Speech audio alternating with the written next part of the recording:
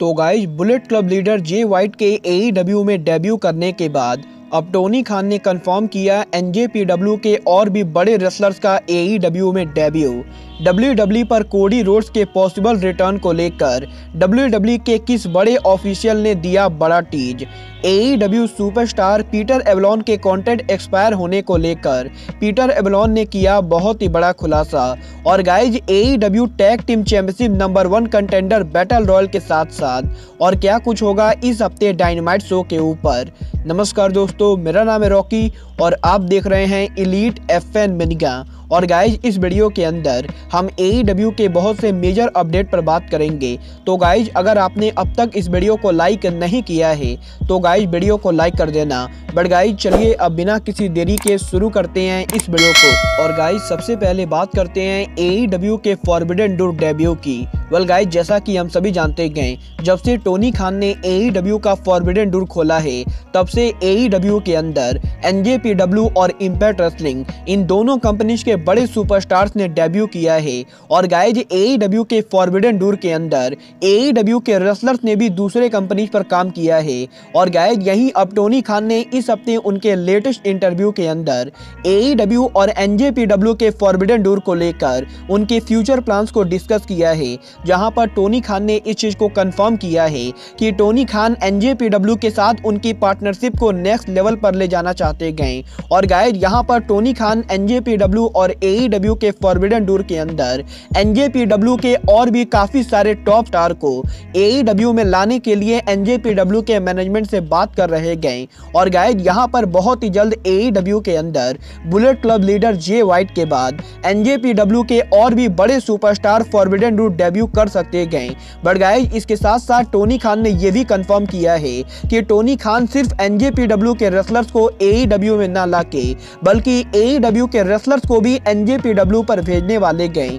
और गाइज यहां पर जैसे ही कोविड-19 पैंडेमिक कम होता है एईडब्ल्यू के बहुत से टॉप सुपरस्टार एनजेपीडब्ल्यू पर उनका डेब्यू करेंगे। और गाइज यहां पर एनजेपीडब्ल्यू और एईडब्ल्यू के फॉरबिडन डोर के अंदर दोनों कंपनी के रेसलर लगातार क्रॉस प्रमोशन डेब्यू करने वाले गए। वेल गाइज देखना बहुत ही ज्यादा इंटरेस्टिंग होगा कि जॉन मॉक्सली और क्रिस के बाद एईडब्ल्यू का कौन सा बड़ा सुपरस्टार एनजेपीडब्ल्यू पर अपीयर होता है। बट गाइज चलिए अब आगे बढ़ते हैं और बात करते हैं डब्ल्यूडब्ल्यू पर कोडी के रिटर्न की। वेल गाइज बात करें यहाँ पर कोडी रोड्स के रिटर्न की तो गाइज जब से कोडी ने एईडब्ल्यू को लीव किया है तब से डेली कोडी के एईडब्ल्यू के बाद डब्ल्यूडब्ल्यू पर रिटर्न होने को लेकर कोई ना कोई बड़ी रूमर और अपडेट आती गए। और गाइज यही इस हफ्ते डब्ल्यूडब्ल्यू के मंडे नाइट रॉ शो के ऊपर भी कोडी रोड्स के काफी बार रिटर्न को टीज किया गया था। और गाइज यहाँ पर डब्ल्यूडब्ल्यू के इन सभी रेफरेंस के बाद अब यही डब्ल्यूडब्ल्यू एनएक्सटी के लीड कमेंटेटर और डब्ल्यूडब्ल्यू स्मैकडाउन के कमेंटेटर पैट मैफे ने उनके लेटेस्ट शो के ऊपर कोडी रोड्स के रिटर्न को लगभग कंफर्म कर दिया है। जहां पर पैट मैफी के लेटेस्ट शो के ऊपर पैट मैफी ने कोडी के रिटर्न को किया है। और गाइज यहां पर पैट मैफी ने कहा है कि वो कोडी रोड्स को डब्ल्यूडब्ल्यू स्मैकडाउन पर देखने के लिए बहुत ही ज्यादा एक्साइटेड है।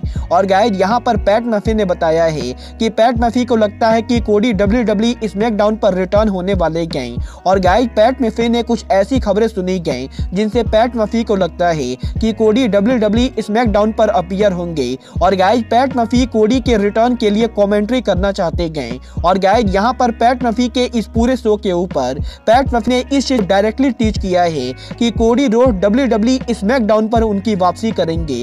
वेल गाइज देखना बहुत ही ज्यादा दिलचस्प होगा कि Cody Rhodes Monday night raw पर उनकी वापसी करते गए या फिर कोडी रोड्स डब्ल्यूडब्ल्यू स्मैकडाउन पर उनकी वापसी करते गए। बट गाइज चलिए फिलहाल आगे बढ़ते हैं और बात करते हैं एईडब्ल्यू सुपरस्टार पीटर एवलॉन की। वेल गाइज बात करें यहाँ पर पीटर एवलॉन की तो गाइज जैसा कि हम सभी जानते गए मार्को स्टंट और लियो रस के एईडब्ल्यू को लीव करने के बाद ब्रायन केज और जोई जेलना के एईडब्ल्यू को लीव करने को लेकर तगड़ी रूमर चल रहे गए। और गाइज यहीं अब पीटर एवलॉन ने भी एईडब्ल्यू के बाहर इंडिपेंडेंट रेसलिंग पर उनकी बुकिंग लेना शुरू कर दी गए। और गाइज यहाँ पर अब इस चीज को लेकर तगड़ी रूमर चल रही गए कि पीटर एवलॉन भी एईडब्ल्यू को लीव कर सकते गए। बट गाइज यहीं अब पीटर एवलॉन ने फाइनली इन सभी रूमर्स को लेकर बात की गए। और गाइज यहाँ पर पीटर एवलॉन ने कंफर्म किया है कि पीटर एवलॉन एईडब्ल्यू को लीव नहीं करने वाले गए। और गाइज पीटर एवलॉन का इंडिपेंडेंट रेसलिंग पर बुकिंग लेना पीटर एवलॉन ने टोनी खान से पूछा है। और गाइज यहाँ पर पीटर एवलॉन ने बताया है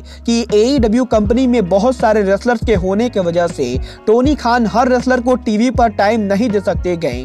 और गाइज यहाँ पर इसीलिए टोनी खान ने पीटर एवलॉन से कहा है कि अगर पीटर एवलॉन चाहे तो वो AEW के बाहर इंडिपेंडेंट कंपनीज पर काम करके उनके लिए और भी ज्यादा पैसे कमा सकते गए। और गाइज यहाँ पर पीटर एवलॉन ने बताया है कि टोनी खान हर रेसलर को जितना चाहे उतना ज्यादा पैसे कमाने का मौका देना चाहते गए। और गाइज यहाँ पर टोनी खान के मंजूरी की वजह से ही पीटर एवलॉन ने अब AEW के साथ AEW के बाहर इंडिपेंडेंट बुकिंग को लेना शुरू कर दिया है। और गाइज यहाँ पर AEW के और भी ऐसे बहुत से रेसलर्स हैं जिनको टोनी खान ने AEW के बाहर मेजर अमेरिकन इंडिपेंडेंट रेसलिंग पर काम करने की मंजूरी दे दी गई।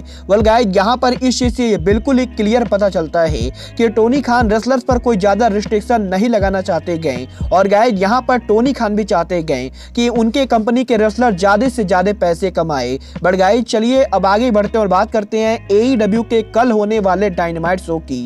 वेल गाइज बात करें यहाँ पर AEW के कल के डायनामाइट शो की, तो गाइज AEW के कल होने वाले डायनामाइट शो के लिए AEW ने काफी सारे बड़े मैचेज और सेगमेंट अनाउंस किए हैं, जहां पर AEW ने इस चीज को कंफर्म किया है कि AEW के इस हफ्ते डायनामाइट शो के ऊपर AEW सुपरस्टार मलाकाई ब्लैक और ब्रोडी किंग पेंटागन जूनियर और पैक को फेस करेंगे। और गाइस डेफिनेटली इन दोनों के इस मैच के अंदर हमें पेंटागन जूनियर का कोई नया कैरेक्टर देखने को मिल सकता है।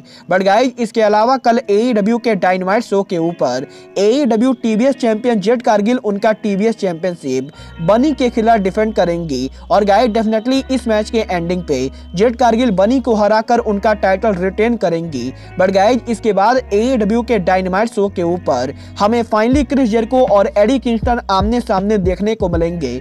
और गाइस कल AEW के डायनामाइट शो के ऊपर क्रिस जेरिको और एडी किंगस्टन का फेस ऑफ होगा। और गाइस जहां तक मुझे लगता है डेफिनेटली कल इन दोनों के इस फेस ऑफ के अंदर सैंटाना ओटीज भी होने वाले गए। और गाइस पॉसिबली कल इस सेगमेंट के अंदर हमें सैंटाना ओटीज क्रिस जेरिको पर अटैक करते हुए दिखाई दे सकते गए।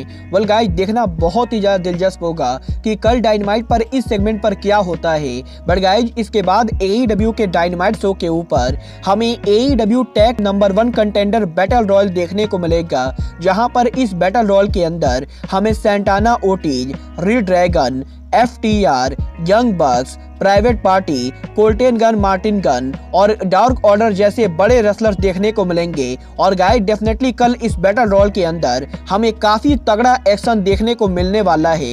बट गाइस बात करें यहाँ पर बैटल रॉयल के विनर की, तो गाइस जहां तक मेरी प्रेडिक्शन है कल इस बैटल रॉयल के एंडिंग पे रेड ड्रैगन या फिर यंग बक्स में से कोई इस एक बैटल रॉयल को जीतने वाला है। बट गाइस आपको क्या लगता है कल इस बैटल रॉयल को कौन सी टैग टीम जीतेगी? आप सब मुझे कमेंट करके बताइए। और गाइस देखना बहुत ही ज्यादा दिलचस्प होगा कि इन 4 बड़े मैचेज और सेगमेंट के अलावा कल AEW डायनामाइट पर वर्ल्ड चैंपियन हैंगमैन पेज क्या करते गए। और गाइस CM पंक और MJF के डॉग कॉलर मैच अनाउंसमेंट के बाद कल डायनामाइट पर CM पंक का क्या रोल होता है।